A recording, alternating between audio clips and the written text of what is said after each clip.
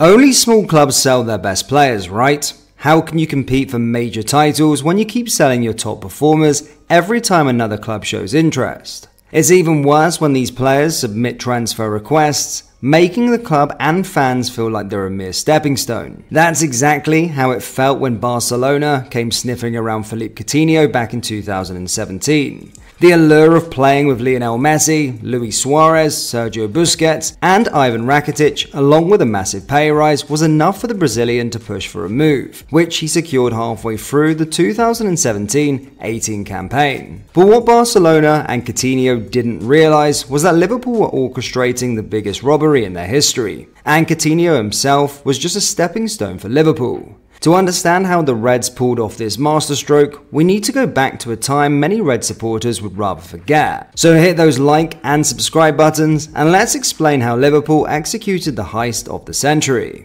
Some young supporters of the club are privileged to not have experienced a time when Liverpool not only failed to win titles, but struggled to compete for any. Sure, living through those tough times might make our recent titles sweeter. Back then, seeing the club in such a state was nothing short of heartbreaking and nerve-wracking. The Reds spent 3 whole decades without lifting the league title. The first 10 years are often forgotten since they were so long ago. The second decade was a bit more manageable as the Reds competed for the league twice, finishing second both times, and reached 2 Champions League finals, winning that historic one in Istanbul. Plus, the club won 2 FA Cups and 2 League Cups between 2000 and 2010. However, the last decade, especially before Klopp's arrival, was the worst period for us supporters. Aside from the League Cup win in 2012 and the magical title attempt under Brendan Rodgers in 2014, the club was in a worse state than what Manchester United and Chelsea have experienced in recent years. No Champions League football for 3 consecutive seasons, no ambition to chase for league titles, and most importantly, a mediocre squad that couldn't compete with other top clubs.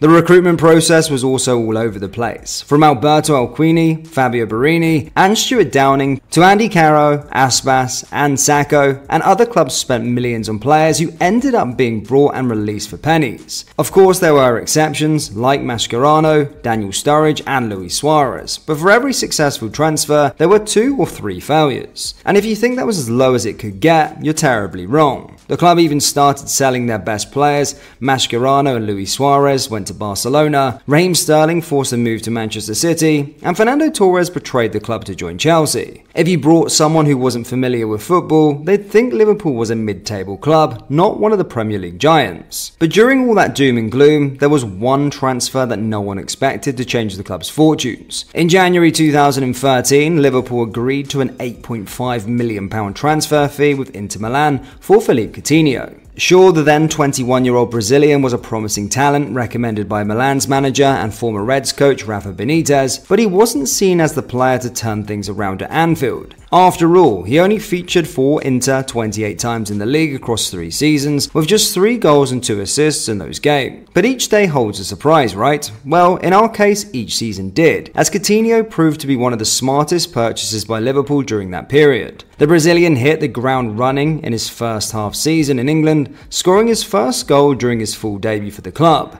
Everyone remembers the 2013-14 campaign when Coutinho formed a deadly attacking force alongside Suarez, Sturridge and Sterling. He was simply magical, weaving past players, delivering defense-shattering passes, and scoring wonder goals from distance with his mesmerizing curling technique. Not only did he embody everything you'd want from a number 10, but he was also capable of playing on the wings and even as a false 9 when needed. If you haven't seen him play, just watch his goal against Manchester United. The Brazilian attacked the space on the left United's right back in the dust, and chipped David De Gea with a magical touch to send the Reds to the quarter-finals. That game was during Jurgen Klopp's first season at the club. In fact, the German helped Coutinho improve even further, with the Brazilian reaching double figures in goals during the 2016-2017 campaign, scoring 13 in the league and providing 7 assists. That was Coutinho at his peak, yet Liverpool continued to struggle despite having such a talented player. During Klopp's first 2 seasons, the club finished 8th and 4th, nowhere near winning the title or a domestic cup. We also missed out on the Europa League title, losing the final to Sevilla. Looking at that situation, it felt we were about to lose our best player to another top club once again, with Coutinho being the prime candidate. Fortunately, that's exactly what happened. Yes, a club struggling to compete did the best thing by letting their best player leave after he forced a move. After the 2016-17 campaign, which was Coutinho's best in a Liverpool shirt, Barcelona came sniffing around thinking they were getting another Luis Suarez to help them dominate the league and Europe. The Catalan club made 2 attempts to sign Coutinho in the summer of 2017, with the highest bid of around £80 million being turned down by the Reds. This infuriated Barcelona's representatives, leading one of their directors, Albert Soler, to claim Liverpool wanted £183 million for Coutinho, which the club denied. Coutinho himself wasn't happy with the Reds blocking his move and submitted an official transfer request, hoping to join players like Messi and Busquets while doubling and tripling his salary. But what nobody knew was that Liverpool were patiently orchestrating the biggest robbery in the club's history, a heist that would take the club to another level. Coutinho ended up staying in England that summer and made his first appearance for the club in September after dust had settled around his transfer saga. It was Klopp's 3rd season with the club, and the squad was starting to shape up nicely to align with the manager's style of play. Mane, Salah and Firmino formed a deadly trio, always pressing from the front and choking the opposition's back line, while Henderson, Milner and Wijnaldum provided the needed cover in midfield. However, a few pieces were still missing in Klopp's puzzle, pieces that wouldn't have been complete if it wasn't for what happened next. The club wasn't doing great that season, sitting 4th in the league by December and suffering heavy defeats like the 5-0 loss to Manchester City. Liverpool also crashed out to the EFL Cup against Leicester City, however the club secured their top spot in a fairly easy Champions League group. Thankfully, all of the drama from the summer and his omission from the first team at the start of the season didn't impact Coutinho's performances. He scored 12 goals and provided 8 assists in 19 appearances in the league and Champions League. This only made Barcelona more eager to get the player, especially after they lost Neymar to Paris Saint-Germain in the shocking 2017 move. And that's when Barcelona came in with an offer Liverpool couldn't refuse. An offer of £142 million,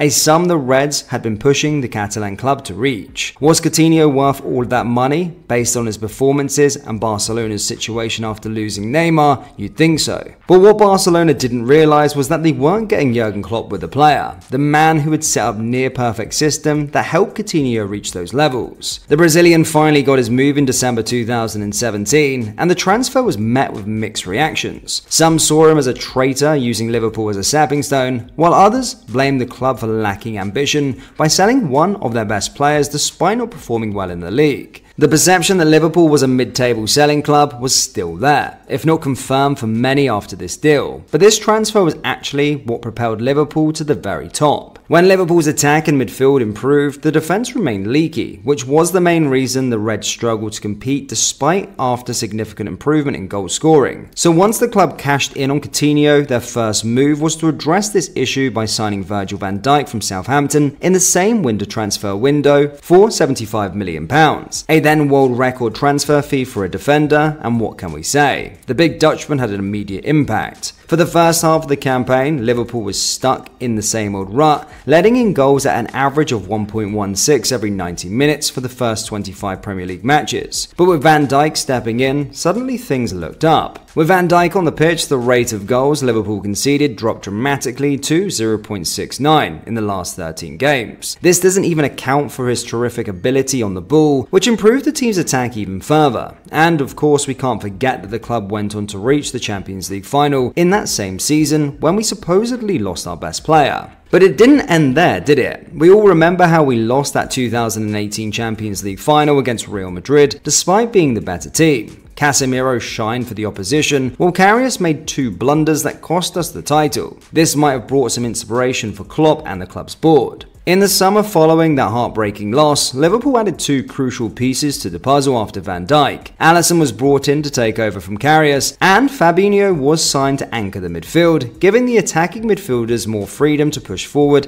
and rotate with the wingers. The club paid around £110 million for the Brazilian pair. Add Van Dijk's fee, and that comes to £185 million, just £43 million more than what Barcelona paid for Coutinho. These acquisitions were the final pieces for Jurgen Klopp's master plan. Alisson, Van Dijk and Fabinho finally brought the stability at the back that the Reds lacked in the early campaigns under Klopp. While Mo Salah, Firmino and Mane shattered defences up front, Fabinho and Van Dijk stopped the opposition from countering and held the high defensive line together, choking the opposition even higher up the pitch. Even when the team managed to hit us on the break, Alisson was there to make world-class saves consistently. With both Robertson and Trent Alexander-Arnold bombing down the flanks relentlessly, Liverpool was simply unstoppable. Immediately after completing the puzzle, the club challenged for the league title, finishing second with 97 points, just one behind City. But hold on, this isn't the end of our biggest robbery legend. During that season, Liverpool went on to dominate Europe and won the 2019 Champions League title. Ironically, the club made one of the best comebacks in its recent history against Barcelona themselves. The tie seemed done and dusted after Messi and his men won the first leg 3-0. However, the game at Anfield, one that no one will ever forget, saw Coutinho watch his former teammates reach the final with his own eyes as we scored 4 goals past ter Stegen. This robbery, heist, curse, or whatever you want to call it, did not end there. The Reds, with the players they acquired from the Coutinho deal, went on to break a 3-decade league title drought in 2020, reached another Champions League final in 2022, and added 3 domestic cup trophies, and of course went on to win the FIFA Club World Cup.